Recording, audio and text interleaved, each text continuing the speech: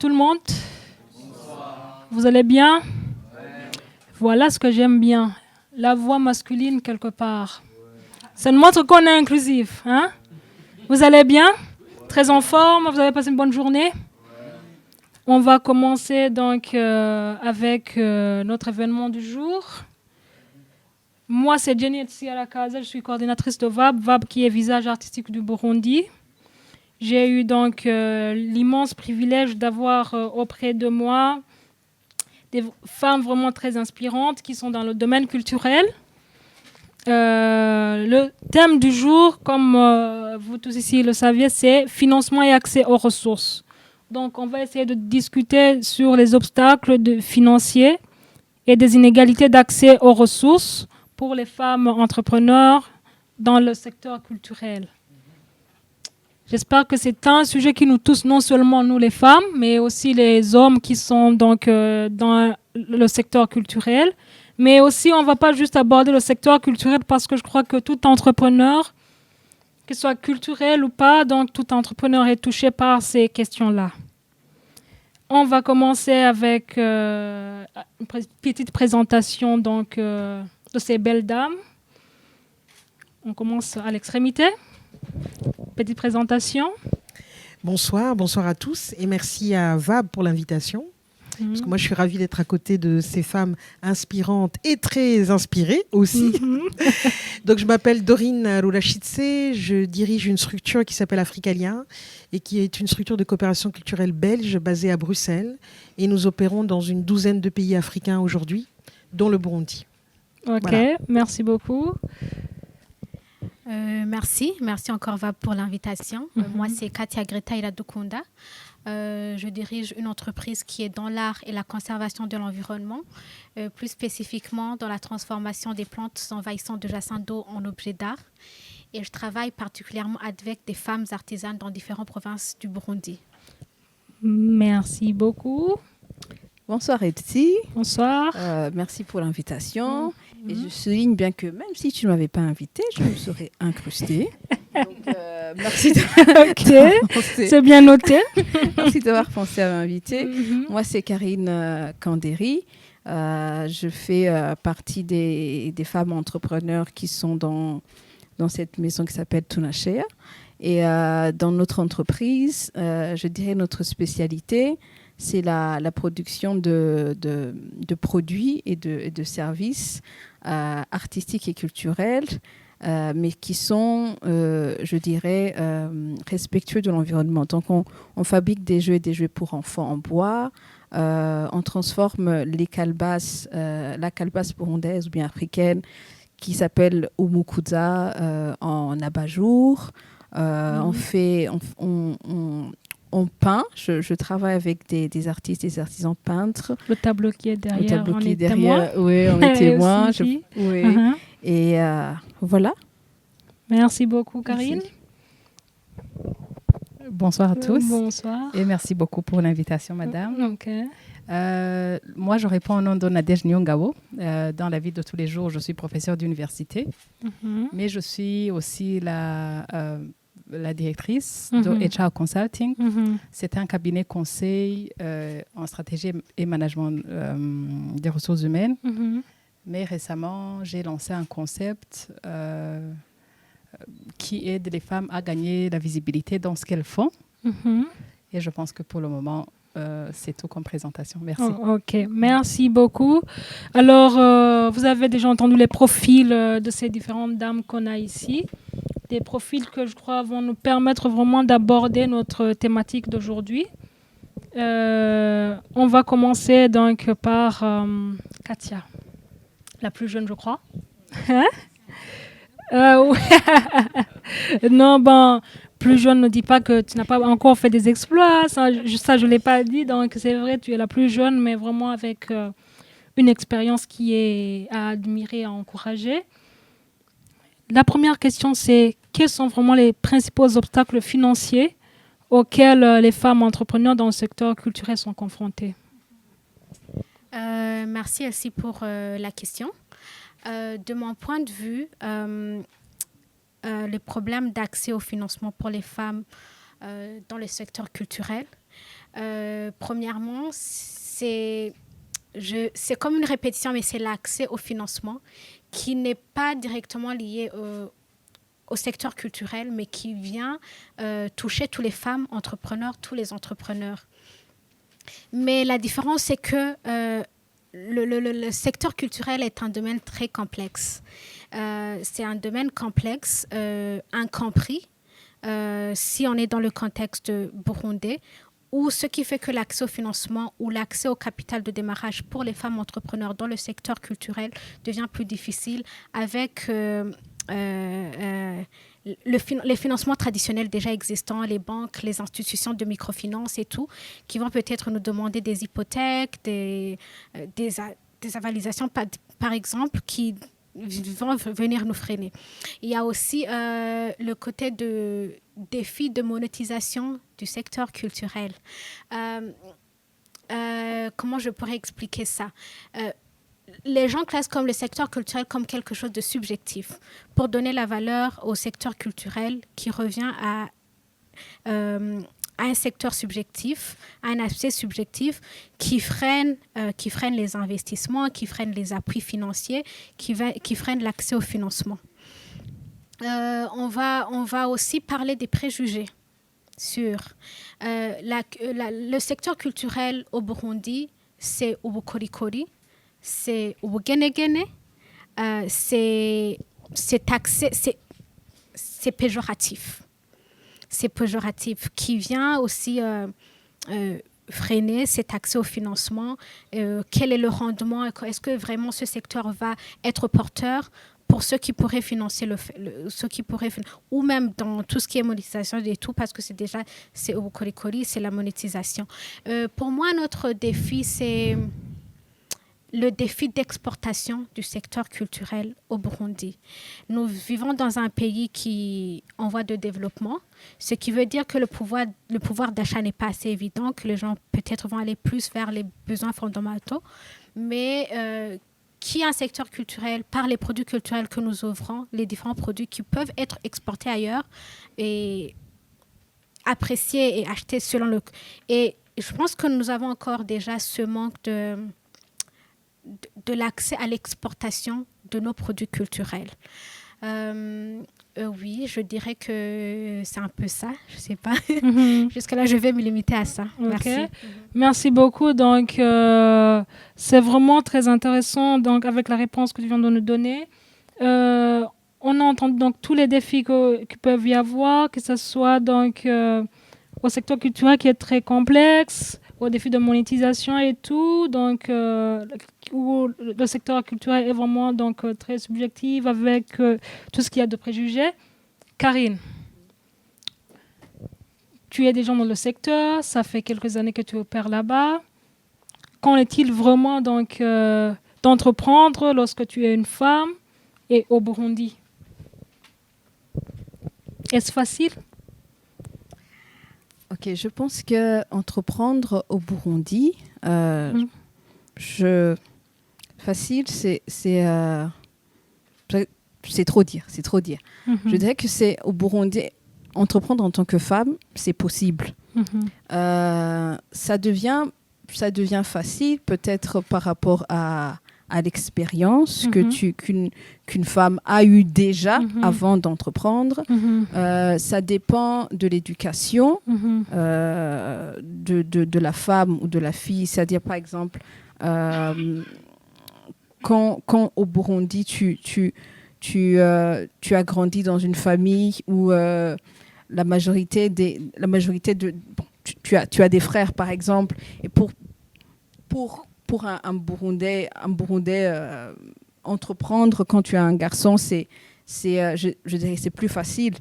Mais il y a peu de familles qui déjà je dirais quand une jeune fille ou un jeune garçon à l'âge de 18 ans qui te disent écoute, tu peux, si tu as un talent ou bien si tu as un rêve particulier, écoute, tu peux transformer ça en une entreprise. Et je dirais, ça dépend de l'éducation et de l'expérience que tu as.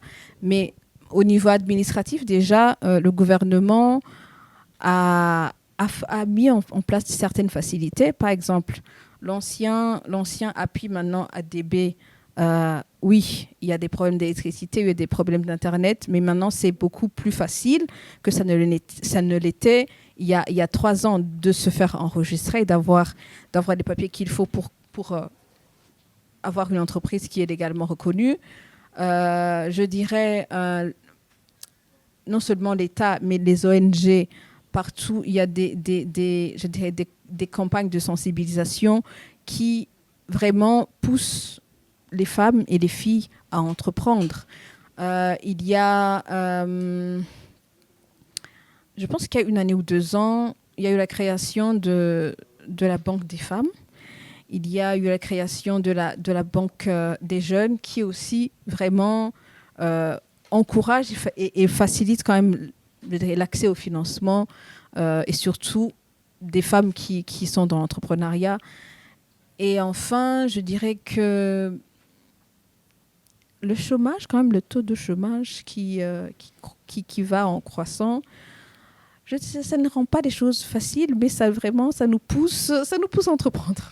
Voilà, merci. Ok, donc il y a le chômage qui va pousser tout le monde à devenir des entrepreneurs, même si des fois ils ne sont pas tous nés entrepreneurs. Mais bon, ça va rester entre parenthèses. Mais une question, là derrière, vous nous entendez bien? Ouais. Super, on va continuer.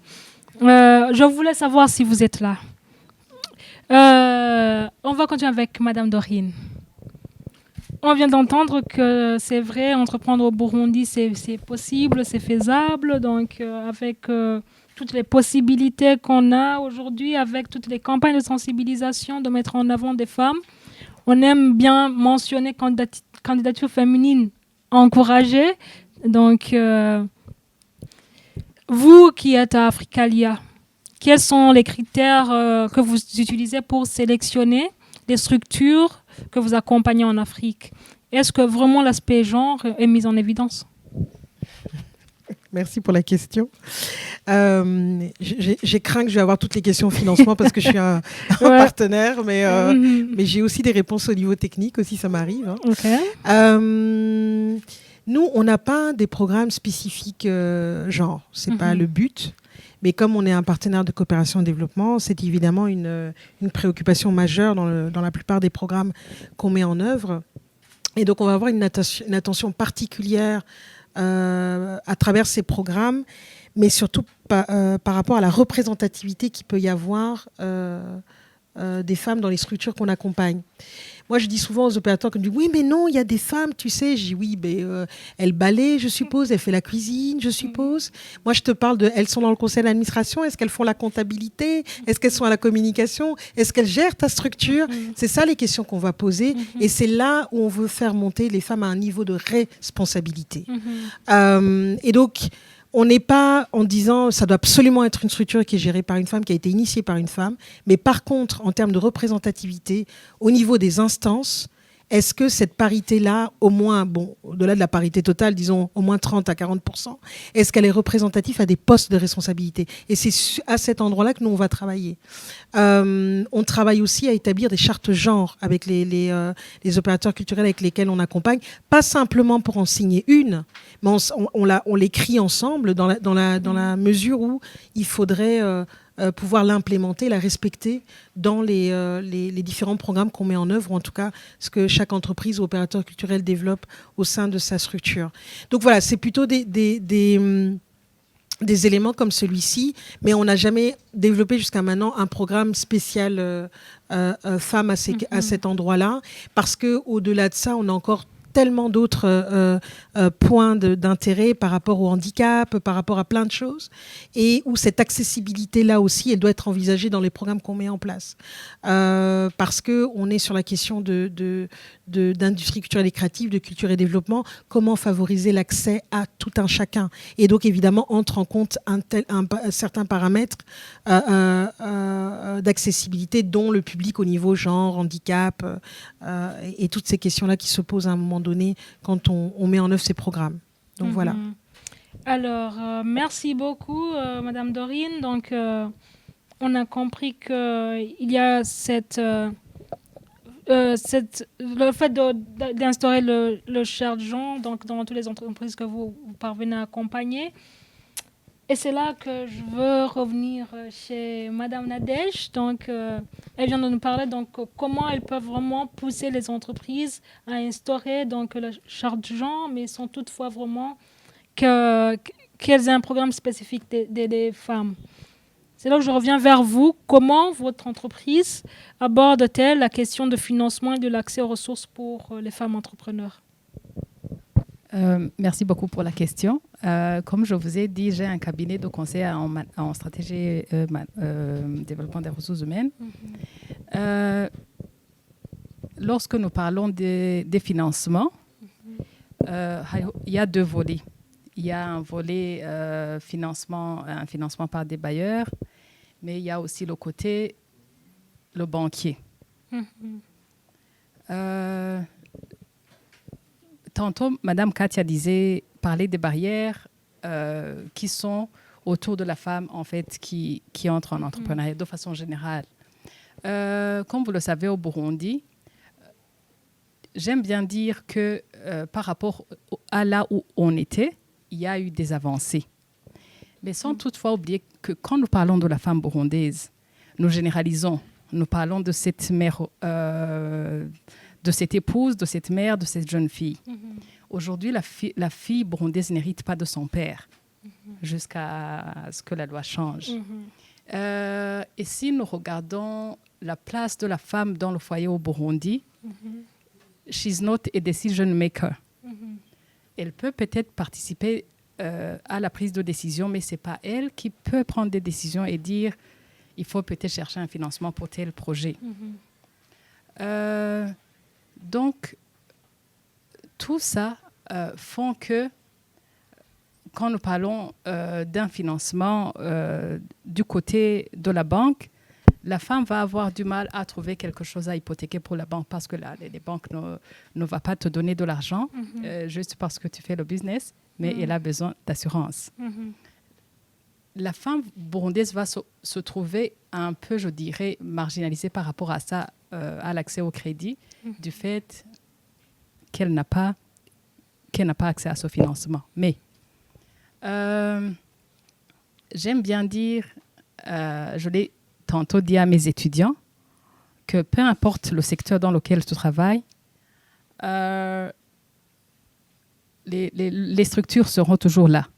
Mais nous devons toujours apprendre à comment contourner ces structures pour pouvoir arriver à ce que nous voulons. J'ai été impressionnée par ce qu'elle me disait, madame, que vous avez décidé de travailler ensemble. Par exemple, ça répond à beaucoup de questions auxquelles les femmes entrepreneurs font face. Alors aujourd'hui, si nous disons que la femme n'a pas accès au financement facilement, je ne vais pas dire que let's sit together as women and feel sorry for ourselves. Let's think about how we can do kugira ngo dushikane nos rêves quelque part.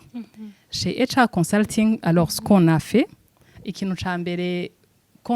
on a mis en place une plateforme qui peut aider ces femmes qui sont au stage il y a start-up, kumenyekanisha ce qu'elles sont en train de faire. Parce que c'est là, je dirais, des contraintes kuko le prix, murazi prix y'umu journaliste kugira nze gukuvra événement yiwawe, c'est beaucoup d'argent.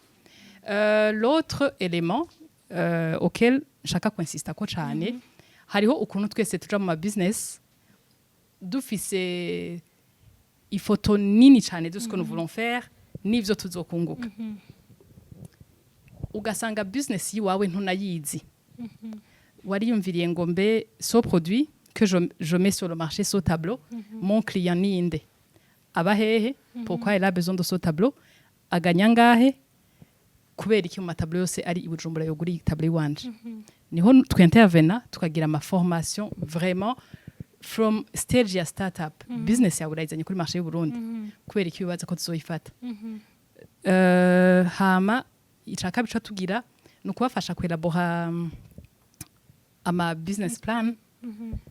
Kuko kenshi hari aho tubona dakenewe kwera necessaire muvugo tarazimvye ibiki nibiki mugabo sans business plan uratangura business ya mbere ukayugara kandi hari aho uyugara yari kiri muri période biri normal kuri kurakora uko donc tubafasha dans le sens y'aya ma formation no kubafasha kuganya visibilité aussi no kuba connecter avec les banques qui offrent plus je dirais hariho amabanki pour le moment turiko turakorana atanga ama financement spécifique comme start-up y'abadamu. Merci beaucoup. Donc vous leur servez de garant?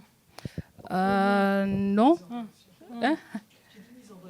Voilà, mise en relation, pas de gants. Okay. Je voulais bien éclaircir cela. Non. Parce qu'il y a ceux qui pourraient comprendre autre chose. Non. Okay. Oui. Please. En fait, je vous dis ça parce que même la vidéo sera retransmise en ligne. Donc, il ne faudrait pas que demain, vous ayez donc, des appels en vous disant oui, on a vu votre vidéo. Vous disiez que vous allez nous mettre en relation avec les banques et tout. Ouais. Après, si je peux me permettre, son travail est très important parce que, c'est vrai qu'il y a beaucoup de possibilités aujourd'hui, mais le nerf de la guerre reste la question de l'accès à l'information. Ou trouver une information pour se faire appuyer, accompagner, et toute la question après au niveau de la promotion. Mais aussi, si on a la garantie de quelqu'un qui a déjà des entrées dans des institutions financières ou ailleurs, parce que franchement, on peut aller taper à la porte, mais on est nobody. Donc, au fait, par contre, s'il y a quelqu'un qui est garant, qui a déjà une notoriété, crédibilité, parce qu'ils ont une relation avec, elle nous ouvre la porte, mais elle s'assure elle-même que notre produit est bankable et que ça vaut la peine de nous mettre en relation avec une institution financière. Donc, à cet endroit-là aussi, des structures comme la sienne sont super importantes parce que c'est pas à la mesure de toute femme de pouvoir aussi oser. Donc, on va revenir sur ces questions aussi de leadership et de positionnement, de pouvoir oser franchir ce pas aussi. Donc, c'est important d'être accompagné aussi à cet endroit-là. Ok, merci beaucoup. On va continuer avec Katia, donc, qui nous disait avec l'accès au financement donc, pour les femmes du secteur culturel qui est très complexe. Donc, avec tous les défis que tu nous as dit, quelles sont les initiatives ou quels sont les modèles de financement donc, alternatifs qui pourraient aider à surmonter ces obstacles? Merci.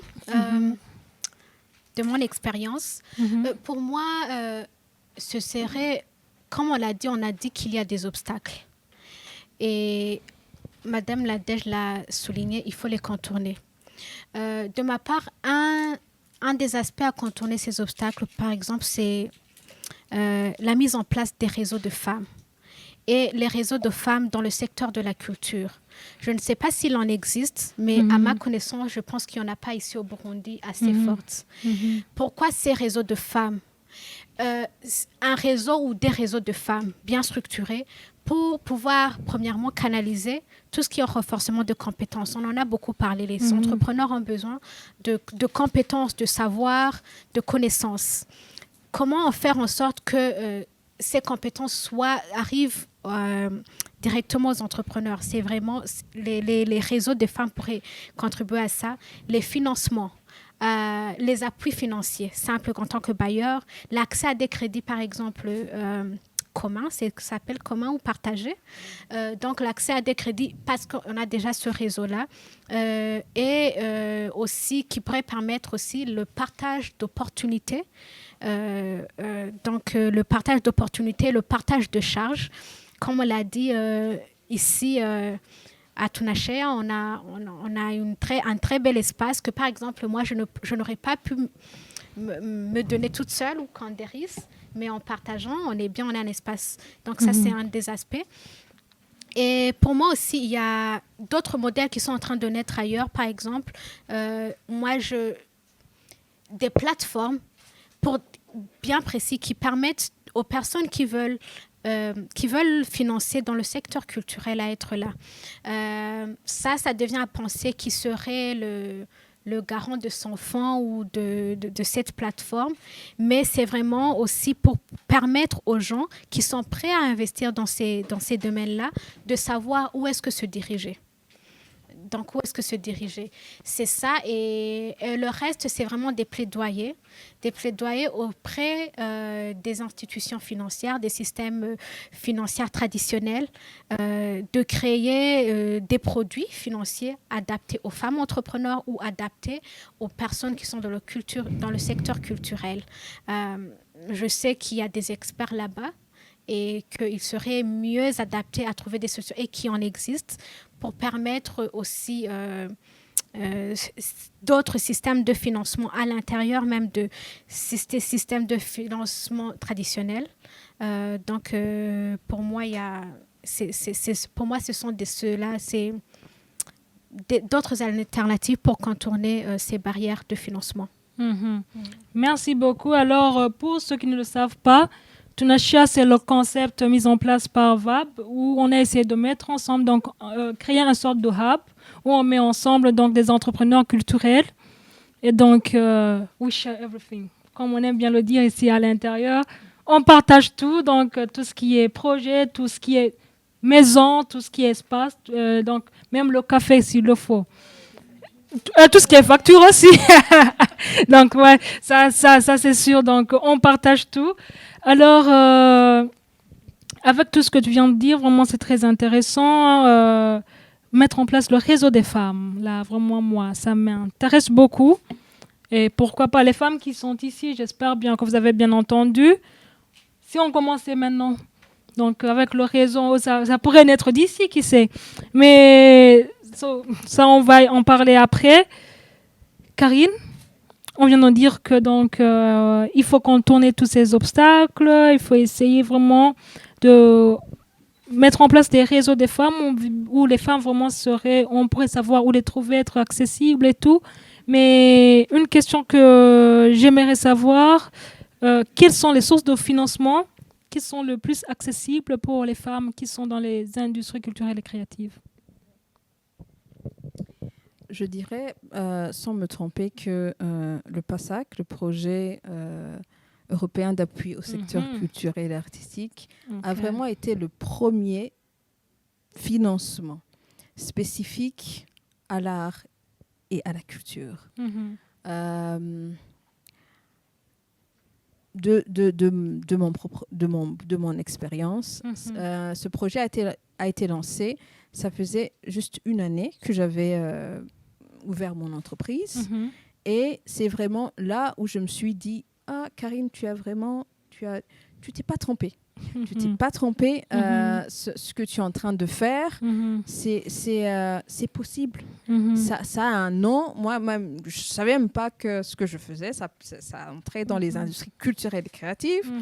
On a appris ça dans les formations qu'on a eues avec le PASAC.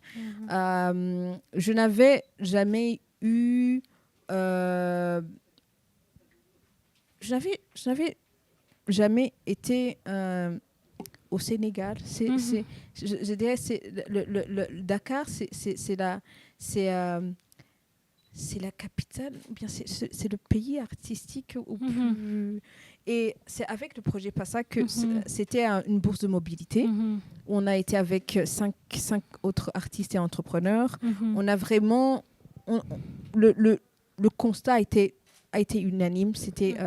mais c'est possible ce qu'on fait.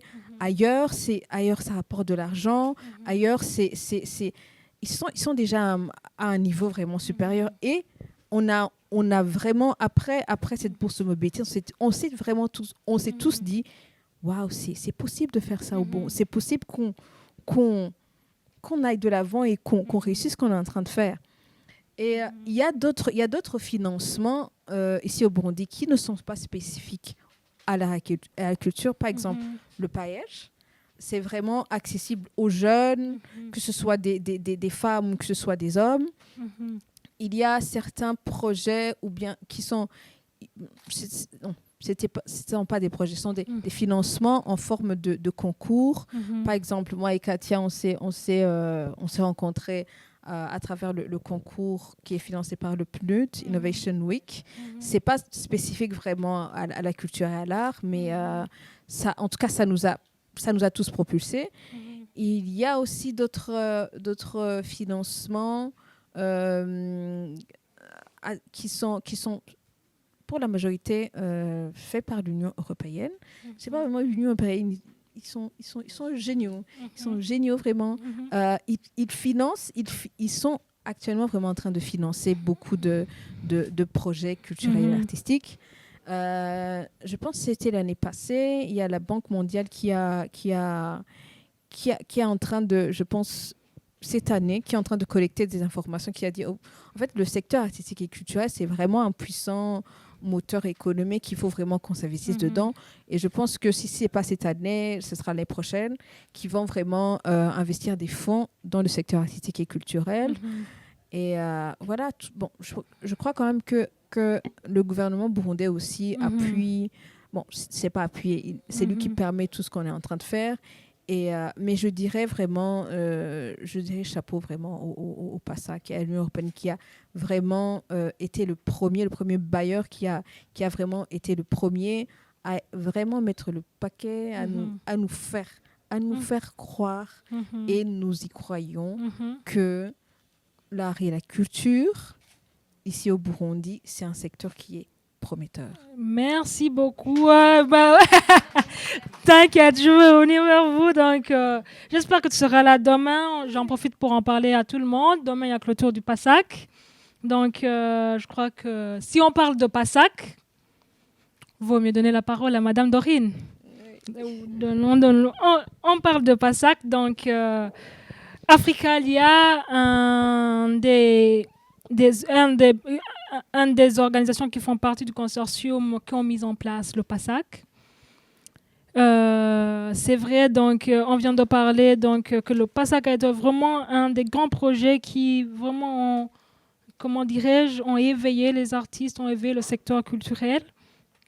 Mais donc, c'est vrai, tu nous en parles un peu plus avec le PASAC, mais est-ce qu'il y avait des mesures qui étaient vraiment mises en place pour garantir un accès équitable aux ressources pour les femmes qui travaillent dans les ICC ici au Burundi? Alors, merci Karine. Moi, je réagissais plutôt à la fin de son intervention quand elle dit il y a vraiment une prise de conscience que oui, en fait, être dans le secteur des ICC, ou en tout cas dans le secteur culturel et artistique, on peut en vivre et que ça peut rapporter et contribuer à tellement de niveaux au niveau du développement d'un pays, mais d'abord de soi, son entreprise et tout ce qu'on peut irriguer quelque part autour de nous. Moi, c'était surtout ça, parce que quelque part, quand l'Union européenne nous demande de mettre en œuvre ce projet d'appui au secteur de la culture au Burundi, la question était vraiment de comment est-ce qu'on peut redynamiser un secteur culturel et créatif ici au Burundi. Et donc, toutes les questions se sont posées, parce que où est-ce qu'on commence? Donc, heureusement, ils avaient lancé une étude au préalable afin de faire l'analyse, un état des lieux quelque part du secteur culturel au Burundi, qui a fait un certain nombre de constats, mais surtout le constat qu'il y avait vraiment un potentiel créatif très important au Burundi et qu'il fallait y investir. Mais évidemment, il y avait la question de l'accès au financement, des équipements culturels, de la problématique des ressources humaines qui n'est pas des moindres. Je pense que si on devait s'attaquer à un seul des problèmes, c'est peut-être là qu'il faudrait vraiment investir, parce que les ressources humaines sont la clé au fait de tout. Après, une fois que les gens sont équipés, outillés, ils peuvent travailler, aller chercher les financements, former les autres, mener des activités de plaidoyer. Donc voilà. Et je pense que la mission, en tout cas, d'être catalyseur, de pouvoir avoir quelque part des têtes de pont sur lesquelles on a investi de manière à pouvoir relancer ce secteur, apporter ses fruits, et surtout parce que l'axe star de ce projet, c'était quand même les bourses de mobilité, donc l'accès au marché créatif. Et pour nous, c'était très important de le mettre en place dans le cadre de ce programme. On le fait de manière générale dans les programmes d'Africalia, mais au Burundi, c'était important parce que on part aussi d'un endroit où on est un peu enclavé, les gens ne sortent pas beaucoup, et que c'était important que les artistes et les opérateurs culturels sortent du pays pour aller voir ce qui se fait ailleurs, pour pouvoir aussi créer des réseaux ailleurs, de manière à pouvoir revenir ici et voir comment implémenter et lancer des choses, pas qu'ils le faisaient mal, mais c'est juste de gagner en qualité quelque part. Et donc, c'était assez important pour nous de pouvoir privilégier cet axe-là dans le PASAC. Alors, oui, il y avait une demande très forte de l'Union européenne d'avoir une attention de nouveau très particulière par rapport à la question du genre, mais on l'a fait dans l'optique Africalia, c'est-à-dire parce que oui, la plupart du temps, quand on lançait des appels, C'était que des hommes qui répondaient. Hein, donc, il a vraiment fallu aller chercher ces femmes et leur dire non, c'est possible, ces places vous sont dues aussi. Et qu'il n'y a pas de raison que vous n'ayez pas votre place dans ce type de formation. Et donc, c'est convaincre. Mais c'est mettre en place aussi tous des dispositifs, on le fait dans PASSAC ou même ailleurs, où moi je sais dans d'autres programmes, on aborde la question aussi de la santé et du bien-être au fait, parce qu'on ne doit pas oublier que ces femmes, l'air de rien, quand bien même elles sont entrepreneurs, elles ont aussi une entreprise qui s'appelle l'entreprise familiale, hein, qu'il faut gérer, et le temps qu'elles sont dans l'entreprise, mais qui s'occupe des enfants? Et donc, c'est une question aussi qu'il faut aborder quand on commence un parcours d'incubation pour les femmes. Et la question, par exemple, de à quelle heure est-ce que tu vas mettre les modules d'entrepreneuriat? Si tu les mets le soir, c'est le soir, les enfants sont là, il faut faire les devoirs, il faut laver, il faut manger. C'est une hérésie de les mettre le soir. Donc, il y a plein de questions comme ça que tu dois prendre en compte quand tu mets en place des parcours d'incubation. Donc, voilà. Ou même quand... bon, après, ici, on avait fait l'accès au marché créatif. C'était déjà des marchés qui existaient, donc on ne pouvait pas les changer comment dirais-je, de date, de période. Mais par exemple, dans d'autres programmes, quand c'est des bourses de mobilité, mais pas forcément dans des marchés créatifs, on évite, par exemple, la question le moment des vacances. C'est une question qu'on pose aux femmes. Si tu devais partir, tu dois t'absenter. C'est 3, 4 jours, 5 jours. Qu'est-ce qui est possible pour toi? Est-ce que c'est pendant les vacances? Est-ce que c'est quand ils sont à l'école? Comment tu fais? C'est toutes des questions auxquelles tu dois vraiment faire attention quand tu mets en place des programmes et de manière à leur donner toutes les clés de réussite et qu'elles ne soient pas bloquées par ce type de questions. Mais donc voilà, je ne sais pas si j'ai répondu à ta question, je me suis un petit peu perdue. Mais en gros, oui, il y avait une attention particulière par rapport à la question du genre, que ce soit pour l'axe entrepreneurial, que ce soit pour tous les autres axes qu'on a développés au niveau des renforcements de capacités, mais aussi pour les marchés créatifs, il y avait, on ne voulait pas que ce soit que des hommes qui partent à Rabat, à Ouaga, à Dakar. Non, c'était pas possible. Donc voilà, on a réussi à avoir plus ou moins une parité ou du moins 30% de participation féminine. C'était très important pour nous. Et alors, je suis désolée pour ces messieurs, mais c'est celles qui en parlent le mieux. Ce sont les femmes. Ok. Donc voilà. Ouais. Il y a un jour, j'ai entendu dire, c'est vrai, on essaie de donner donc cette parité à des femmes burundaises, mais la plupart du temps, c'est que ces femmes ne postulent pas. Donc, comment on va essayer d'avoir 50% des femmes alors que même ces femmes n'ont pas postulé? Mais moi, je pense que ce qui est très important dans ce qui est en train de ce qui est en train de se passer sur le continent et aussi au Burundi, c'est les role models. Si on n'en a pas, c'est très compliqué pour quelqu'un de se projeter. Moi qui suis en Belgique, je suis une des premières femmes noires à diriger une institution comme Africalia. Bravo. Et donc, merci. Mais donc, autant avant, je le refusais parce que beaucoup de travail ou tout ça et tout, mais je me rends compte que toutes les autres jeunes filles des diasporas, burundaises et autres, si j'accepte pas d'aller témoigner dans on nous invite à des forats ou à autres, pour qu'elles puissent se projeter, qu'elles peuvent aussi être à cet endroit-là, que c'est pas une exception. Je ne suis pas une exception.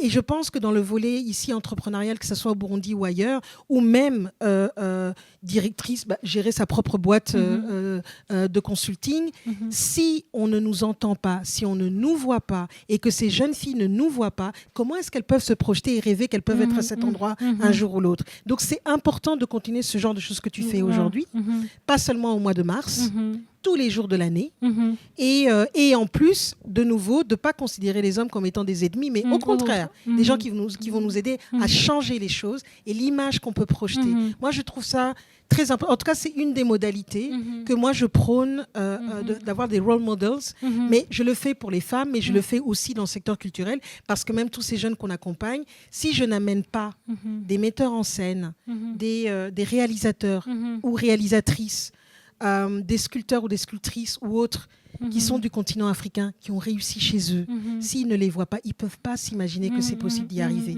Et donc moi, je trouve que cet élément-là est important et c'est quelque chose qu'il faut continuer. Si j'avais les moyens, je ferais plein de capsules vidéo et qu'on irriguerait les réseaux sociaux, parce qu'il faut que les gens rêvent. Et pour rêver, il faut apprendre à se projeter. Et il faut qu'il y ait des gens qui te donnent l'espoir que c'est possible.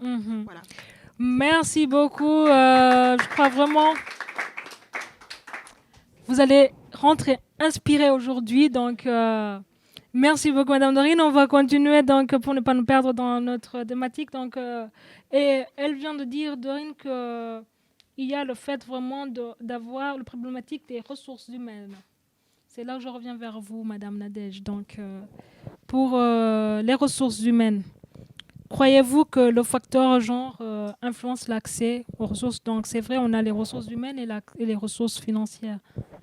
Je pense que votre question, c'est par rapport au fait que c'est le fait d'accéder à un emploi quelconque peut être lié au fait d'être un homme ou une femme et le fait d'avoir accès au financement, c'est lié au fait d'être un homme ou une femme. Moi, j'ai eu la chance d'avoir un père qui ne nous permettait pas. Il était du genre, à chaque fois qu'il nous trouvait en train de balayer la maison, de faire la vaisselle, la lessive, il nous disait « Ibzoni Dawigotum ». À chaque fois, c'était plus... Quoique quand maman nous avait trouvé qu'on n'avait pas fait la vaisselle, elle nous frappait. Donc, c'était... Hein, on était entre deux mondes. Un père qui ne comprenait pas l'utilité de faire ça et la mère qui nous poussait toujours à faire ça. Alors, je pense que tout commence par l'éducation. As long as nous grandissons en ayant... en se projetant, moi, j'ai envie d'être directrice. It's an example. Moi, quand j'ai fait mes études, et mon père m'avait tellement dit que, en tout cas, le plus petit boulot, c'était la présidence, tu vois. Alors, j'avais déjà dans ma tête que j'avais pas droit à l'erreur, tu vois. Donc, c'est quoi que j'essaie de dire? Il faudrait pas que nous nous sentions comme des victimes, que les seuls boulots qui sont faits pour vous, pour nous, c'est les petits boulots. Mais il faut que nous ayons cette volonté, en fait, d'aller vers ces choses. Moi, après mes études, qu'est-ce que j'ai fait? Je me suis mariée directement, sans travail. Sans travail. Après le mariage, premier enfant. Vous voyez, tu as grandi et tu disais quand même, moi... Hein, et après, j'ai mes rêves et tout. Voilà, tu as tout fait, tu as été première de la classe, tu avais tout pour toi, et après tu te maries. Et j'insiste sur ça parce que c'est la culture burundaise. Après les études, il y a une horloge, on stress. Donc, je me marie, j'ai mon premier enfant. Avec tous les rêves que j'avais en tant que fille, je les ai mis de côté parce que la société, moi-même, les circonstances, je me disais, en fait, ça, c'est pas pour moi. Il m'a fallu du temps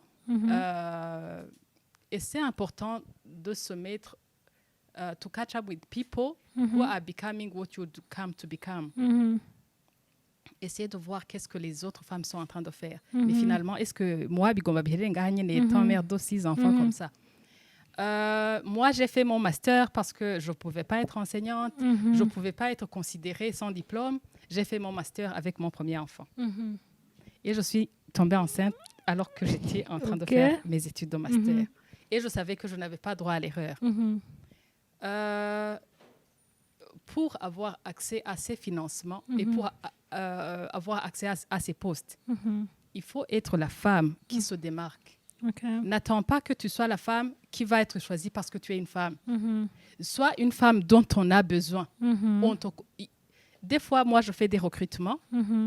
J'ai envie de donner ces postes à des femmes, mais quand c'est question de compétences, je cherche et je ne trouve pas, et ça m'attriste.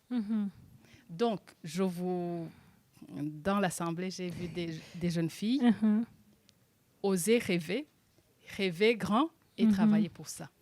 Merci pour la question. Wow. Donc, rêver grand et travailler pour ça. OK. Il faut se démarquer. Donc, ça, là, je crois que déjà, sur le plateau, on a déjà des femmes qui se démarquent. C'est ça qui est déjà bien. Donc, Katia, toi qui es déjà une jeune femme qui se démarque dans le secteur avec vraiment donc, de grands projets,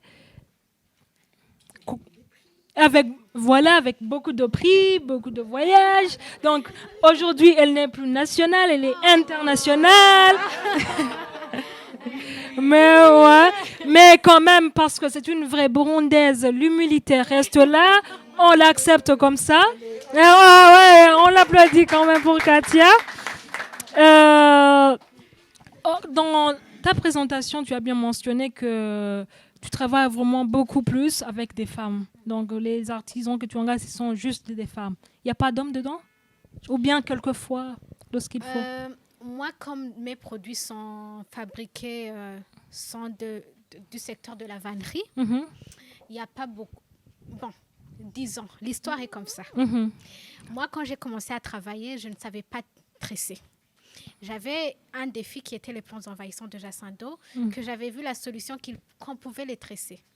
Donc, j'ai pas les compétences. Je cherche des artisans et ce sont des hommes. Ce sont des hommes et je leur donne la plante de Jacinto qui est séchée, qui est déjà préparée pour ça. Et je leur montre des photos. Est-ce que je les challenge? Est-ce que vous pouvez tresser ce truc? Parce que pour eux, c'était un truc. Et ils allaient et ils testaient. Et vraiment, je vous dis que le résultat, il était bon. J'aimais bien. Mais le problème est venu à un moment où, quand il y a question d'argent, donc c'est vrai, on a fait les premiers essais, c'est top, c'est waouh. Moi, je sais que là, je vais décoller. Le projet est là. Je commence avec un premier artisan. J'ai vu ses premiers essais, c'est très joli. Je commence à faire d'autres commandes. Je lui fournis la matière première parce que je n'ai pas d'espace de travail.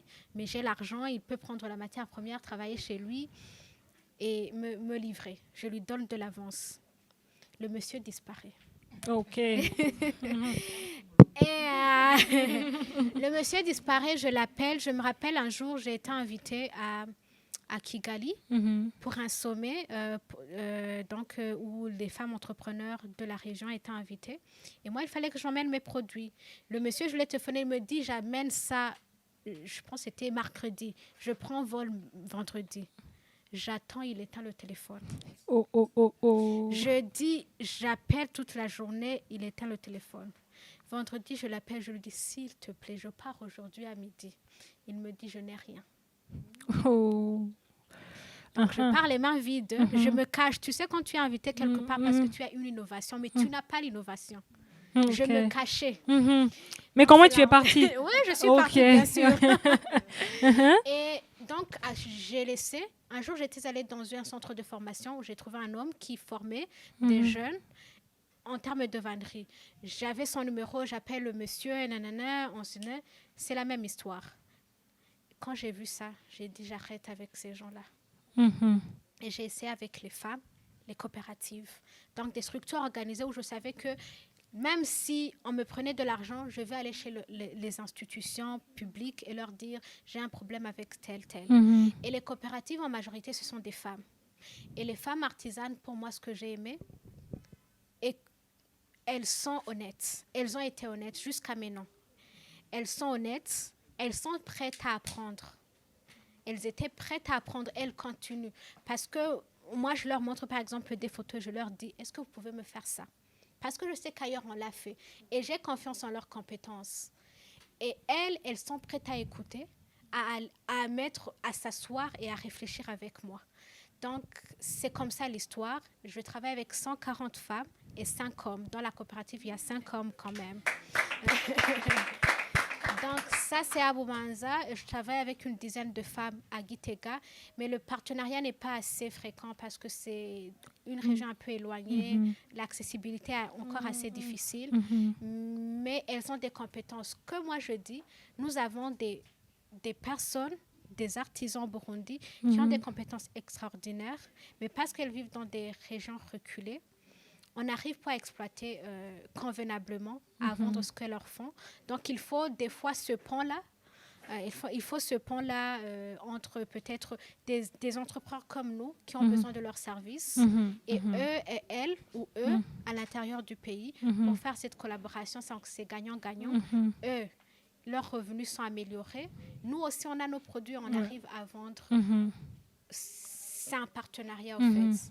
C'est un partenariat et Oui, donc moi, je les vois grandir tous les jours avec moi parce que j'aime les challenger. Je sais qu'elles peuvent mieux faire. Mais elles n'ont pas les téléphones comme nous. Moi, je peux aller à Pinterest, je peux aller à Instagram, je peux Google tout. Mais elles n'ont pas. Donc, pourquoi pas? Elles ont peut-être leur téléphone WhatsApp, quelques unités pour pouvoir se connecter. Et je leur donne des échanges comme ça. Ouais. Mais c'est vraiment ça. Je leur aussi permets d'avoir des formations parce qu'entre elles, il y a par exemple une qui sait faire la teinture et d'autres qui ne le savent pas. Alors que c'est essentiel dans leur travail. Ce qu'on fait, on organise des formations de 10. Celle qui est mieux avancée, pourquoi ne pas partager avec les autres? Parce que nous aussi, ça nous revient qu'on a de plus grosses commandes et qu'on n'a qu'une seule personne qui a la seule compétence. Donc, on essaie tous de gagner ensemble. Ok, c'est vraiment très intéressant, mais tu vas vraiment m'excuser, je vais me permettre de te poser une question. Est-ce que tenir tête à des hommes, surtout lorsque ces hommes ont un âge un peu beaucoup plus avancé, tu es jeune fille aujourd'hui, burundaise, avec tous les préjugés qu'on a ici dans notre société, est-ce facile? Moi, quand je travaille, je ne me définis ni femme ni homme. Je fais ce que j'ai à faire. Wow. Donc, peu importe, on m'a appris des valeurs, le respect, l'écoute, l'humilité, c'est tout. C'est pas important que je sois une femme, c'est pas important que je sois un homme. Donc, quand je suis devant une personne, adulte ou pas, je lui montre le respect, mais je te promets que je ne vais pas accepter que la personne me dénigre parce que je suis une femme. Et des fois, je le fais ressentir. Si le monsieur le fait, moi, je le lui dis. Et j'ai pas honte de le dire. Donc, c'est important. Et moi, je trouve que c'est aussi une éducation qu'on devrait donner aux femmes, aux jeunes filles. Parce que ça ne veut pas dire qu'être une femme autonome, ça veut dire que c'est une femme ningari. Non, c'est juste faire ce qu'on doit faire. Avec son rêve. Parce que moi, je rêve d'être entrepreneur. C'est pas le rêve d'une autre fille. Peut-être elle rêve d'être femme au foyer. Si c'est ce qu'elle veut, il faut qu'elle soit cette femme au foyer. Mais si elle veut être banquière, si elle veut être fonctionnaire, je ne sais pas, directrice, avoir une organisation comme Africalia, il faut qu'elle le fasse. Donc, pour moi, c'est vraiment garder ces valeurs-là. Et on a plein de valeurs burundaises, l'humilité, le respect, l'écoute, l'honnêteté, et c'est tout. Je pense que ça suffit pour un homme, pour une femme. C'est la base. Ok. Merci beaucoup, Katia. Donc,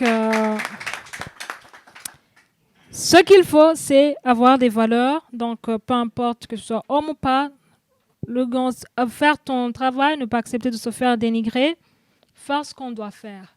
C'est là où je vais revenir vers Karine. Karine, donc, nous savons la société dans laquelle nous vivons. Comment vous surmontez les stéréotypes de genre et les préjugés lorsque vous recherchez un financement ou même dans vos activités au quotidien? Pour te répondre, je vais rejoindre le propos de mademoiselle Katia. Tout dépend de l'éducation qu'on a eue. Comme le disait tantôt Nadège, par exemple, moi, j'ai grandi dans une famille, on n'est que des filles. Et on a eu la chance, nous aussi, d'avoir un père qui ne nous a pas définis, qui ne nous donnait pas des travaux qui étaient, je dirais, spécifiques aux femmes ou aux hommes. Et on a grandi, je me rappelle, notre père nous disait, écoute, tu dois apprendre à nager parce qu'à un certain moment, tu peux être en fuite ou bien tu peux vouloir aller sur l'autre côté, tu dois apprendre à nager pour parvenir à l'autre côté. Il nous dit, écoute, il faut que vous appreniez à cuisiner, non pas parce que vous êtes des femmes, mais parce que tu as un estomac, il a besoin et tu dois apprendre à faire la propreté parce que il faut que l'endroit où tu sois propre. Et comme le disait Katia, moi, en grandissant et même maintenant, là où j'en suis, je ne me définis... Oui, je suis une femme, mais avant d'être une femme, je suis un être humain. Avant d'être une Burundaise, je suis un être humain. Avant d'être une une femme africaine, je suis un être humain. Et je parle un langage humain. Et quand les femmes me voient, quand les enfants me voient, je parle d'abord un langage humain. Et là, parler de respect, je montre du respect je montre du respect aux animaux. Ma grande sœur, elle sait que j'aime les animaux. Je montre du respect je montre du respect à tout être vivant, qu'il soit animal, qu'il soit humain, qu'il soit même végétal. Je montre de l'amour aux êtres animaux, aux êtres humains. Et quand tu apprends à d'abord te définir comme être humain, que tu sois, oui c'est vrai, nos sociétés, nos cultures, si tu as un blanc, ce que tu vois, si tu vois un noir, une femme africaine devant toi, directement elle est noire ou elle est africaine. Mais si toi tu ne mets pas en avant, je dirais, ton identité africaine ou bien ta féminité, et si tu parles un langage humain, eh ben celui que tu as devant toi, ça devient beaucoup plus facile. Oui. Et quand je suis à la recherche de financement, Madame Nadège l'a aussi souligné, je mets en avant le produit que je propose. Je mets en avant la solution que mon produit va apporter. Je montre l'avantage d'avoir un tel service ou un tel produit dans notre pays. Et ça rend moins difficile et moins non, ça, les barrières, elles sont la barrière femme, parce que quand tu mets en avant que tu es une femme, là, c'est un barrière. Quand tu mets en avant que tu es une Africaine ou bien une Burundaise, mais quand tu mets en avant que tu es un être humain et que tu as un problème, tu as besoin de manger, moi j'ai de la nourriture qu'il te faut. Et ben là, ça devient plus facile. Et bien sûr, nous sommes des êtres humains, nous sommes des Burundais, nous avons grandi avec des préjugés. N'empêche que même si tu parles, même si tu mets en avant tout ce que j'ai dit, des fois, c'est pas facile d'avoir accès au financement parce que justement tu es une femme. Et là, je dirais, ce que je fais généralement, c'est que je m'associe à VAB. Je parle aux autres femmes qui ont passé par là avant moi et me disent, écoute, fais comme ça. Et puis, voilà. Et en tout cas, jusqu'ici, peut-être parce que mon entreprise n'a pas... On en est encore à des micro-projets. On cherche des financements qui ne sont pas quand même assez conséquents. Et peut-être quand on en arrivera à vouloir vraiment des financements assez gros, ça peut poser problème. Mais jusque-là, maintenant, ça... En tout cas, j'ai les questions de préjugés, ils sont là, mais jusqu'ici... c'est surmontable. Ok. Merci beaucoup, Karine. Donc, si on peut surmonter ça, c'est que vraiment, en tant que femme, on peut toujours travailler, on peut mettre en place notre entreprise et essayer donc de grandir, quoi. C'est là où je vais revenir chez Madame Dorine. Quels sont vraiment les principaux défis que vous rencontrez dans vos efforts donc, de promouvoir l'inclusion financière des femmes entrepreneurs dans tous les pays donc, où Africalia opère? C'est pas tellement par rapport aux femmes, c'est par rapport au fait que ce sont des gens issus du secteur culturel. Et je pense qu'on l'a tout dit déjà sous différentes formes, mais le secteur souffre d'un déficit d'image quelque part, ou guéné comme elle disait, où, voilà, on est des amuseurs de rue, on n'est pas très sérieux, on n'est pas ceci, on n'est pas cela. Et je crois que toute la question, quelque part au niveau des différents écosystèmes dans lesquels on opère, c'est de travailler sur sur cette image, donc de montrer que nous aussi, on peut contribuer au développement du pays, mais également, comment dire ça ?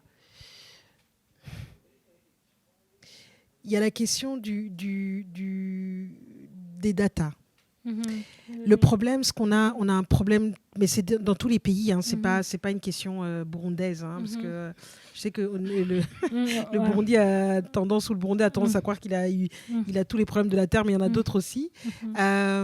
Au fait, on n'est pas en mesure de pouvoir prouver de quelle manière on contribue d'un point de vue économique, d'un point de vue social, au développement du pays. Et c'est les datas qui nous manquent. Et donc, je ne sais plus, tout à l'heure, il y avait une jeune femme qui disait qu'elle étudiait les statistiques. J'ai dit, mais c'est super, parce que c'est des gens comme ça qu'on a besoin. Et donc, comment est-ce qu'on va aller voir un banquier et lui dire qu'il faut investir dans un projet, dans une entreprise ICC, dans un projet culturel, qui va nous regarder en disant mais vous contribuez à quoi vous? Moi, si je mets 1 euro, est-ce que je récupère 3 euros après? Enfin voilà, ces questions, elles vont être très pragmatiques. Est-ce que quand je mets de l'argent dans ton entreprise, tu es capable de mettre combien d'emplois en place, combien d'emplois tu es capable de créer?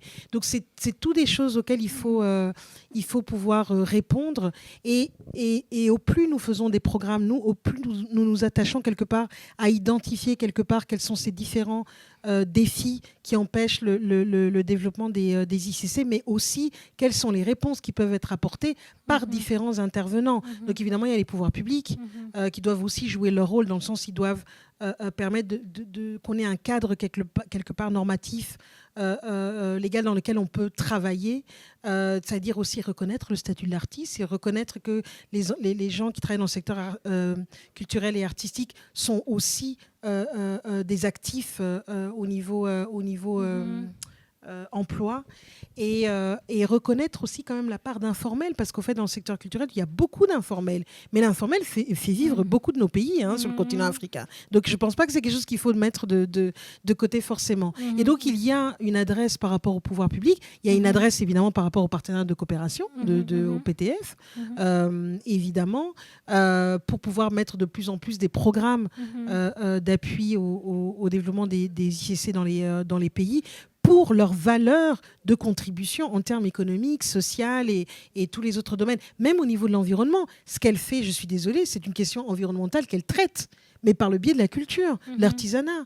Et donc, à un moment donné, il y a cette adresse-là par rapport au PTF. Il y a une adresse, évidemment, par rapport aux entreprises, aux institutions financières, dans le sens, on a besoin, et elle a dit tout à l'heure, est-ce qu'on ne peut pas réfléchir ensemble à des mécanismes d'appui, en tout cas à des produits financiers qui soient adaptés au secteur? Mais pour ça, il faut nous entendre. Mais de nouveau, je reviens à la question des data. Si on va les trouver qu'on n'a pas de data, pourquoi est-ce qu'ils vont commencer à réfléchir à mettre en place des produits financiers pour nous? Mais l'autre chose qui leur pend aussi au nez, souvent je leur dis en les taquinant, c'est qu'à un moment donné aussi, à l'époque, il n'existait pas la banque agricole, la banque de l'habitat. C'est parce que vous ne les avez pas écoutés qu'ils sont partis créer leur truc. Nous aussi, vous ne nous écoutez pas. On va les créer, notre truc, si ça continue. Donc c'est ce qui leur pend aussi au nez. Et mais et alors il y a une adresse par rapport aux opérateurs culturels et aux artistes. C'est pas tabou de parler d'argent. C'est pas tabou de dire qu'on peut créer de l'emploi, qu'on peut gagner de l'argent. Mais il faut aussi des fois adopter un langage quand on va aborder ce type de personnes, que ce soit les PTF, les pouvoirs publics ou les institutions financières ou autres. Il n'y a qu'une manière qu'ils entendent. Et ben il faut apprendre leur langage. Un jour, peut-être, on les amènera aussi à un point de convergence pour qu'ils entendent notre langage à nous. Mais des fois, il faut que nous... Et ça veut dire... On en revient à la question des ressources humaines. Donc, si j'ai une entreprise, si j'ai une boîte une organisation culturelle, il n'y a rien qui est mauvais d'avoir un directeur financier, un comptable. Au contraire... Je vous encourage à le faire parce que ça vous apporte aussi de la crédibilité. Quand tu vas voir un financier et que tu lui montres tes comptes et qu'ils sont corrects, tu lui dis quand même, elle suit ses comptes, elle peut me dire sa structure de coût, c'est comment, mais ça apporte de la confiance par rapport. Voilà. Donc c'est toutes ces questions-là sur lesquelles nous on s'attache à travailler quelque part dans les différents programmes. On n'aborde pas toutes les mêmes questions dans les différents pays d'intervention parce qu'il y en a évidemment certains qui sont à un niveau de maturité aussi un peu plus grand et où les politiques entendent et comprennent ce que veut dire investir dans la culture, parce que ça aide le tourisme aussi. Moi, je le dis souvent, il n'y a aucune personne qui va prendre un vol pour aller manger la cuisine d'un gastronome perdu au milieu d'une colline, ou parce qu'il fait super bien la cuisine, ou parce qu'il va juste voir les paysages. Non, on va dans un pays, si je fais un tourisme d'affaires, si je viens pour 2 jours parce que j'ai un sommet, je vais rajouter 1 jour parce qu'il y a un musée à voir, parce qu'il y a une pièce de théâtre à voir, parce qu'il y a un festival extraordinaire. Il y a des gens qui prennent l'avion pour aller à Nyégué en Ouganda. Ouais. J'invente pas. Moi-même, les gens de mon staff, ils prennent l'avion pour aller. Vous allez où? Mais nous, on va à Nyégué. Ils vont à un festival au Ghana.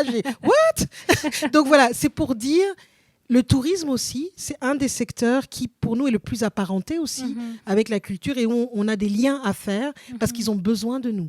Okay. Karine, tous les éléments, tout ce qu'elle vend, tout ce qu'elle produit, ben, moi, je voudrais bien voir comment le tourisme va se passer de ses produits. La même chose pour Katia. Donc, il y a des intelligences aussi à faire au niveau de ceux avec qui on dialogue, parce que pour moi, le développement du secteur culturel n'est pas l'apanage simplement du ministère de la Culture. Au contraire, il faut faire le ministère de l'économie à côté, des PME, de l'éducation. Tout le monde doit être ensemble pour pouvoir définir des stratégies. Donc voilà, moi je pense que c'est un tout. Et Africalia, dans certains pays, on est à certains niveaux d'intervention. Voilà, un petit peu. Ok, merci beaucoup. Je suis longue, hein. Non, ça va. En tout cas, c'est très intéressant comme discussion. C'est là où je veux revenir chez Madame Nadège un peu. Donc, on disait que vraiment avoir des ressources humaines, c'est vraiment nécessaire lorsqu'on est une entreprise culturelle, c'est vrai. Mais ma question est, quelles sont les compétences ou les qualités que vous estimez essentielles chez les dirigeants d'entreprise pour vraiment obtenir avec succès un financement? Alors, la structure d'une entreprise, comme elle le disait, c'est d'abord pour être, on va dire, le propriétaire de l'entreprise, il a besoin d'avoir un leadership. Mais si vous dites pour avoir un financement, comme je le disais tantôt, les peu de gens que j'ai rencontrés, que j'ai pu aider, la première fois que tu lui demandes, tu as besoin de combien? Il peut te dire facilement entre 8 et 15 millions. Tu vois, lui-même, il n'a pas d'idée de combien d'argent il a besoin. Donc, ce dont on a besoin en tant que propriétaire d'entreprise, on a besoin de comprendre notre business. Je suis à quel what stage de l'entreprise. Cet argent j'ai besoin. Est-ce que c'est peu d'argent que je peux essayer de trouver moi-même ou j'ai besoin d'aller vers la banque? Je vais aller chez quelle banque? J'ai besoin de quel montant? Pour faire quoi? Je vais remplacer comment? Rembourser comment? Donc, toute personne qui a une entreprise, l'étude, elle a la responsabilité de faire l'étude approfondie de son business pour pouvoir le vendre et être sûr que l'entreprise est rentable. Et je dirais, malheureusement, au Burundi, la grande majorité des crédits que les gens prennent et que les banques donnent facilement, ce sont des crédits sociaux. Donc, tu prends un crédit, tu construis ta maison, tu vas habiter dans la maison, tu passes autant d'années, 20 ans en train de rembourser, après tu pars en retraite. Donc, si on avait cette culture, même d'essayer de prendre des crédits plus pour des besoins économiques. Donc, j'insiste sur ce fait. Les banques sont là pour vendre de l'argent. Les banques n'ont aucun intérêt à ne pas nous donner de l'argent parce que c'est leur business. Mais je pense qu'on n'a pas été éduqué ou qu'on n'a pas besoin d'être éduqué. Nous voulons la rapidité, la facilité. Hein? Je vais à la banque, tu me donnes mon argent, je ne sais même pas ce que je vais faire avec l'argent, c'est tout. Donc, il faut que chacun qui est à la tête d'une entreprise puisse prendre le temps. Si c'est une formation, investissez dans ces formations parce que ce sont ces formations qui vont vous ouvrir les portes pour avoir accès à ces crédits. Merci beaucoup. Merci beaucoup, Madame Nadège. Donc, je crois que vraiment, on risque de loger ici. Et c'est pour ça qu'on va essayer de faire bref. Donc, Madame Dorine, donc on va essayer de dire un dernier mot Mais donc, répondre à ma dernière question, tout le monde. Donc, je commence par Dorine. Auriez-vous des stratégies que vous envisagez mettre en place ou en œuvre prochainement? Donc, là, je parle avec Africalia pour renforcer le soutien financier, donc pour permettre l'accès aux ressources chez les femmes du secteur culturel. À envisager ou bien c'est Non, pas non, nécessaire? mais comme je disais, on n'en a pas spécifique aux Ouais. femmes et c'est pas à l'agenda. Mhm. Mais dans le cadre d'un programme que nous menons, on est lead du programme d'entrepreneuriat culturel et créatif de l'Agence française de développement. Donc c'est sur une dizaine de pays sur le continent africain. On accompagne 30 entrepreneurs, mais en passage à l'échelle. Là, il y a vraiment un point d'attention vraiment sur les candidatures féminines et tout ce que je dis par rapport aux responsabilités et à pas mal de choses. Et donc ici, l'appui est calibré. Donc voilà, mais bon, le programme a commencé, il est en cours et on en a pour plus ou moins 1 an et demi, 2 ans. Donc voilà, après, je veux dire, les programmes d'Africalia continuent dans les pays d'intervention où nous sommes. Au Burundi, c'est vrai qu'on arrive à la fin avec le projet européen, mais nous, dans le cadre des financements belges, on a bon espoir en tout cas d'être présents, de pouvoir développer des programmes jusque fin 2026. Donc voilà, et puis ça doit rester à l'étude. Je pense qu'aujourd'hui est une bonne base. Je pense qu'on a partagé beaucoup de choses. J'encourage l'idée du réseau des femmes. Je crois que la base de l'activité de l'initiative qu'a lancée Nadège, moi qui m'a beaucoup plu, moi Nadège je l'ai rencontrée sur LinkedIn et aujourd'hui physiquement. C'est grâce à cette activité, ça m'a beaucoup frappée. Je me suis dit waouh, c'est super. Et donc je pense qu'elle elle a lancé quelque chose. Je crois qu'il faut qu'on se raccroche tous parce que voilà. Une des choses aussi, être ensemble, c'est s'appuyer les unes les autres pour que nos activités grandissent et que vraiment il y ait émulation pour les autres à venir. Donc je crois que s'il y a nécessité d'avoir un réseau, c'est déjà ça. Partager cette information et puis nous tirer les unes les autres. Donc moi, j'encourage beaucoup à se rattacher à son initiative en tout cas. Donc voilà, et encore merci beaucoup pour ce partage parce que c'était très enrichissant et j'étais contente d'être dans un panel avec des femmes inspirantes et inspirées. Merci beaucoup. Donc, Katia, la dernière question, c'est quelles sont les recommandations que vous donneriez aux différentes institutions pour améliorer cet accès des femmes entrepreneurs aux ressources? Merci, ce n'est pas une question très facile, mais je pense que les premières institutions, ce sont les institutions publiques, sont en charge de la culture et sont en charge du genre. C'est vraiment de permettre la mise en place de ces plateformes, que ce soit ces fonds de financement pour l'entrepreneuriat féminin ou l'entrepreneuriat dans le secteur culturel, pourquoi pas avec un accent sur les femmes. C'est aussi... pourquoi pas la mise en place de ce réseau des femmes qui peut être fait par le secteur public ou aussi par d'autres initiateurs du secteur privé, des entrepreneurs ou des organisations d'incubation, d'accélération pour les entrepreneurs, mettant en accent vraiment cet accent sur l'entrepreneuriat féminin. Une autre chose, ça revient aux organisations ou à les institutions qui sont dans la promotion du genre, vraiment d'insister sur la lutte contre les violences basées sur le genre qui se retrouvent aussi dans l'entrepreneuriat, un peu plus dans les régions rurales, mais qui peuvent aussi nous rejoindre aussi. Oui, et le reste, c'est quoi? C'est sensibiliser les femmes, leur dire qu'elles ont le droit de vivre leurs rêves. Elles ont le droit de vivre leurs rêves et aussi leur dire que d'éliminer le dicton qui dit je n'y crois pas du tout, je n'y ai jamais cru et je pense que c'est un truc qui a été partagé de génération en génération qu'on y a cru bêtement et en fermant les yeux. Ouais. Avec ça, je suis sûre que l'entrepreneuriat féminin, l'entrepreneuriat des femmes dans le secteur culturel bientôt sera à un autre niveau parce que ça nous permettra de partager des opportunités, d'avoir des partenariats, de plaider pour notre secteur. Oui, merci. Merci beaucoup, Katia. Donc, ouais, Abagolen il aimé Lana, mais il monte parce que James avait aimé là. Donc, on va continuer avec Karine. La dernière question.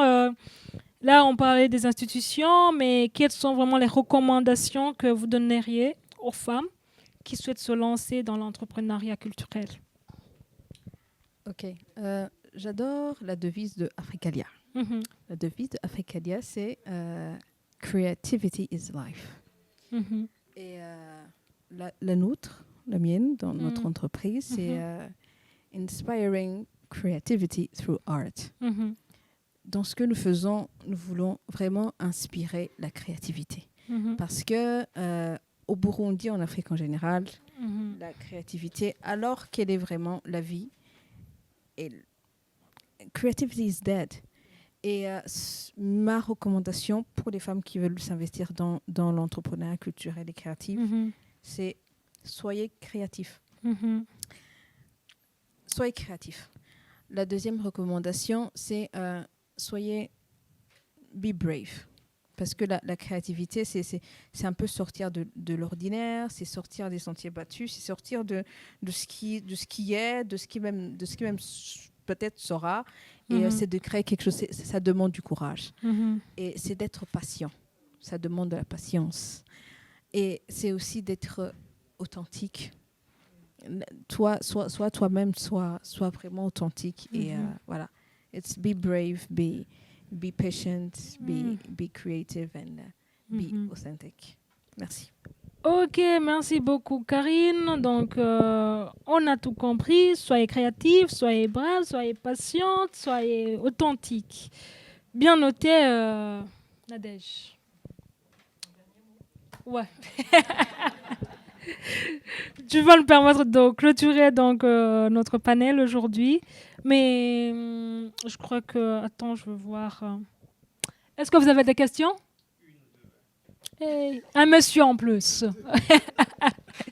Donc, on va leur permettre de nous poser des questions. Donc, un dernier mot comme ça, on leur donne la parole. On va accepter donc qu'ils nous posent des questions. Ouais. Ok, mon dernier mot, je vais le dire en Kirundi. Uri muto, uri mukuru, uri umugore wavukiye ahariho, peu importe quelque chose. J'ai réalisé avec le temps que twese on a des rêves. Nimba bishobora gukwigwa mu mutwe wawe. Nimba bishobora gukwigwa bikinjirayo. Dites-vous que en réalité bishobora gukunda. Wow. C'est mon dernier mot. Merci. Nimubigumize mu mutwe. Bisohore tubibone. Thank you. Clair et précis. Vous avez entendu? On rêve grand. Osez grand. Merci beaucoup. Toi, tu as retenu la leçon. Avec le Stade de France qu'on va remplir bientôt. Mais ça, c'est son rêve et c'est le rêve qu'il nous partage depuis longtemps. Un des grands comédiens burundi qui va remplir le Stade de France. Ouais, stand-up? Ok, merci Hippolyte. Alors, la première question, on la donne à Hippolyte. Vas-y.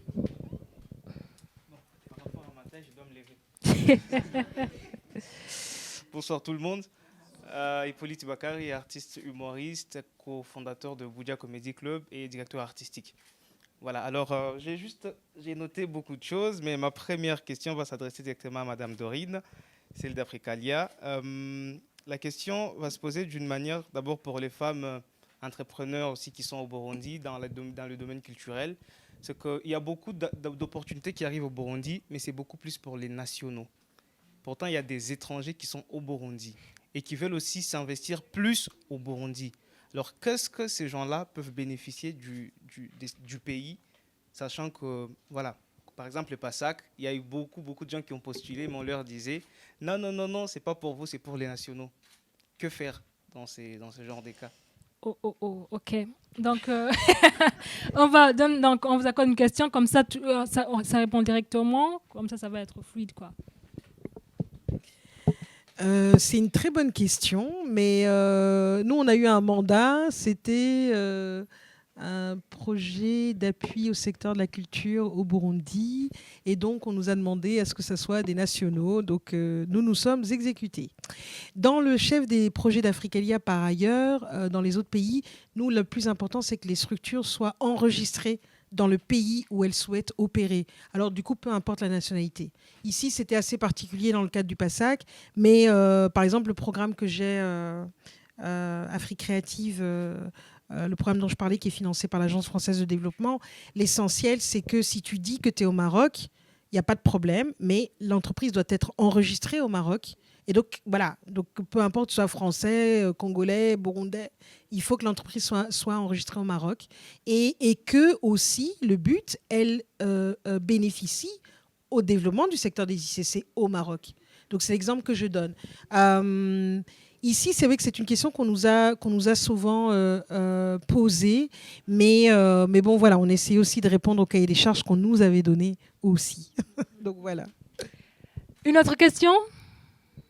Ça va? Vous êtes satisfait? Et il a une deuxième question, donc...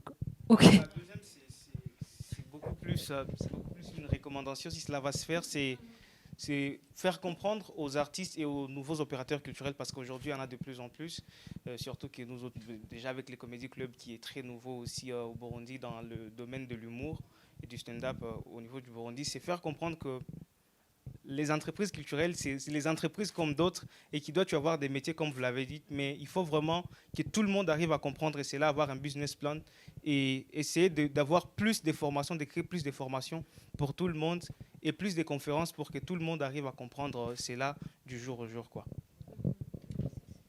Merci beaucoup, Hippolyte. Non, je crois qu'il y a une question. Ok, vous m'aidez un peu à donner le micro. Oui. Malheureusement, on va vous écouter. Même... Ah, ok. Merci beaucoup. Ah.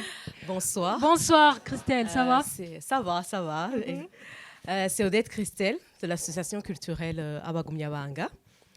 Ma question c'est adressée, c'est à Dorine, mais aussi aux autres.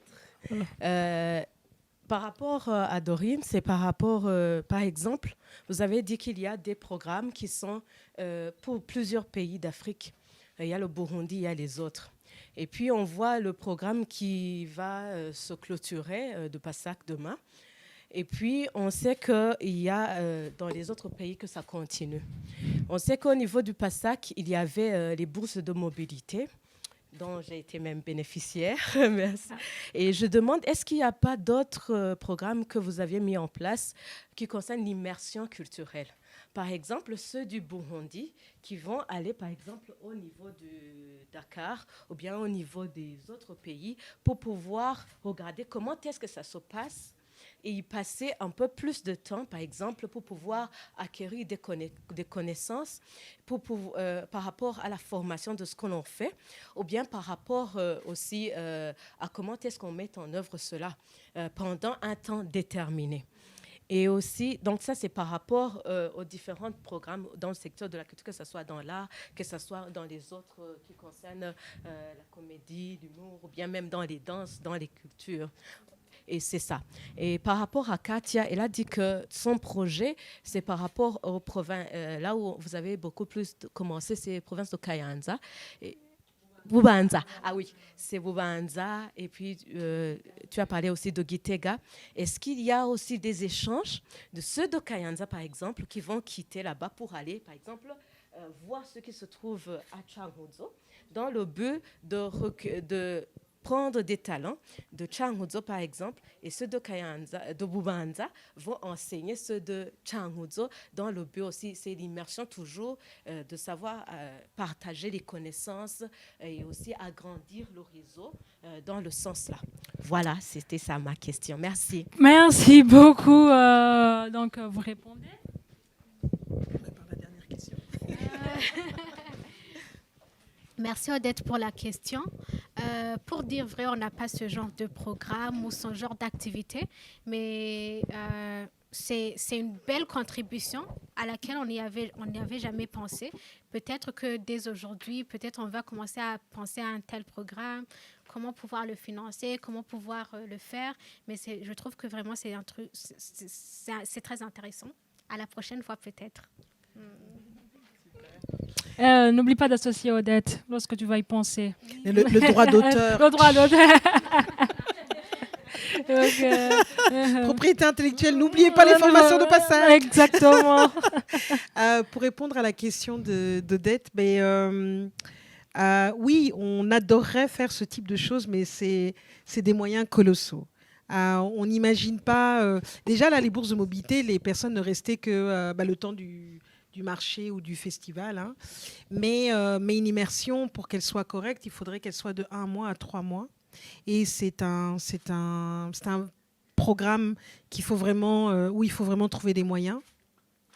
Maintenant, on a des opérateurs avec lesquels on travaille dans certains pays, que ce soit au Burkina, au Sénégal ou ailleurs, qui mettent en place, eux, des formations, entre guillemets, de longue durée, comme ça, et qui ouvrent à toute la partie subsaharienne du continent.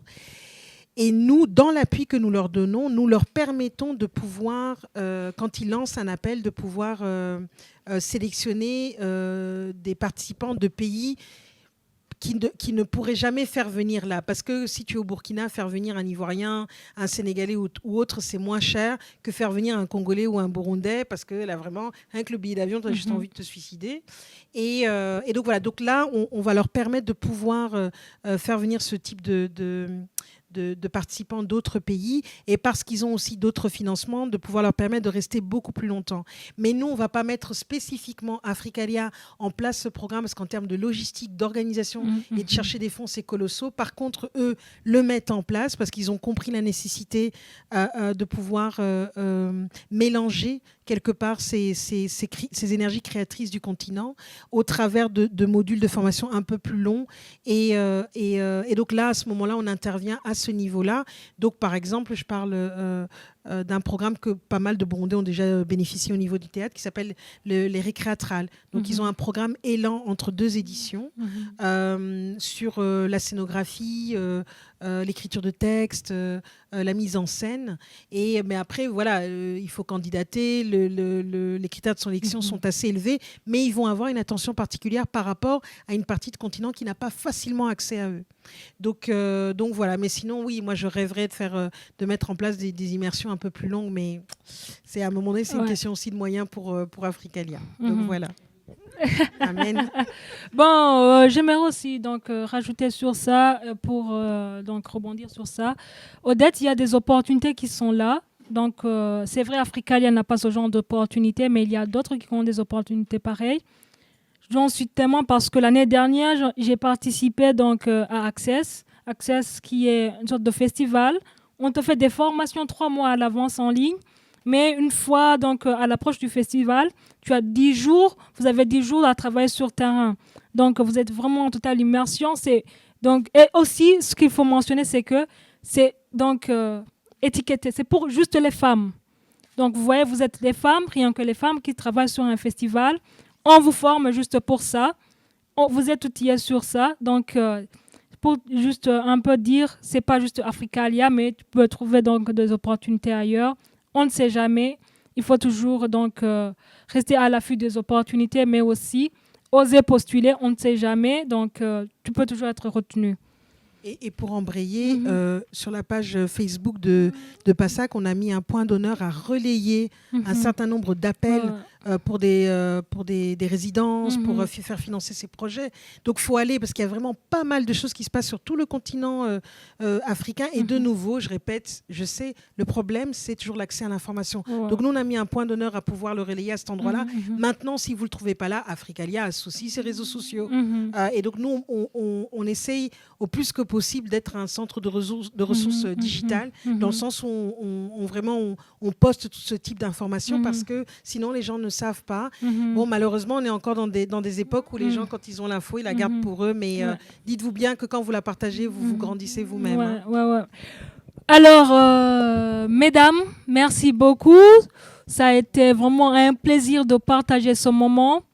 Non seulement que moi-même, ça m'a instruit, donc je viens vraiment de rentrer avec un bagage très intéressant. Donc, et aussi ce que j'ai compris, c'est qu'il ne faut pas juste s'arrêter ici, on ne va pas juste le faire pour le mois de mars. On va continuer la bataille, chers messieurs, préparez-vous. Donc, si demain je vous appelle, il faudra me répondre. Bolite, on va faire ça bientôt. Ok, merci beaucoup. Alors, merci au public d'être venu. Donc, applaudissez pour vous-même. Donc, je vous attends demain ou après-demain si j'ai un autre panel. Donc, venez encore une fois très nombreux. On va clôturer par ici, même si, donc, vous voyez, la Régie des ondes ne nous a pas vraiment permis donc, de bien le faire comme on le voulait. Mais comme on est des artistes, on se débrouille toujours. Rentrez bien et à très vite. Merci. Ah ouais, merci à Vab. Ouais, Vab et Africalia parce qu'on l'a mis ensemble donc, avec Africalia. Donc, mes remerciements encore une fois à Dorine. Donc, on avait fait une autre session en ligne, vraiment avec des femmes d'ailleurs, et c'était vraiment très intéressant. Malheureusement, on n'a pas vraiment fait l'enregistrement. Mais celui-ci, on va le faire parvenir à tout le monde. Ciao, ciao, bonne soirée.